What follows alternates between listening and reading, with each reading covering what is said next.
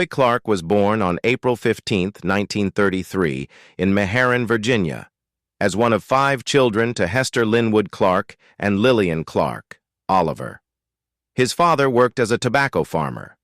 During the Great Depression, the family split time between Meherrin and New York City, where his father moved them for work. When Roy was 11, the family settled in Washington, D.C., after his father secured a job at the Washington Navy Yard. Clark's father was a semi-professional musician, skilled in banjo, fiddle, and guitar, while his mother played the piano. Roy's first instrument was a makeshift cigar box with a ukulele neck, which he discovered in elementary school. By age 14, his father had taught him the guitar, and Roy soon added banjo and mandolin to his repertoire. Reflecting on his early years, Roy said, "Guitar was my real love. I was certainly influenced by others, especially George Barnes, whose swing style and tone I admired." Growing up in Washington, D.C., Clark was surrounded by talented musicians. He would absorb their techniques, joking that many would cringe when they saw him coming to steal their licks. He cited Earl Scruggs as a major influence on his banjo style.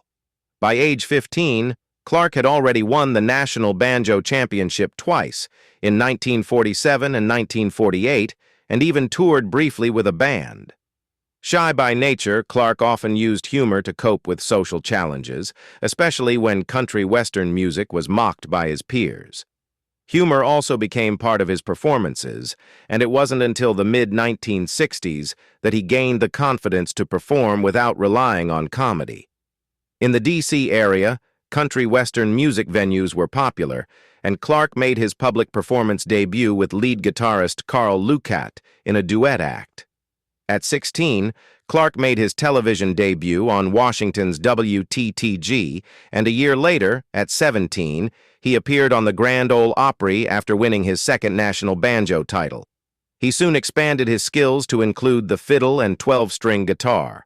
For 18 months, he toured the country, backing up notable acts like David Stringbean Akeman, Lonzo and Oscar, and others, earning $150 a week, around $1,900 today. In his early 20s, Clark began flying planes, earning his pilot's certificate at 23. His first plane was a 1953 Piper Tri-Pacer, which he flew for years and later raffled off for charity.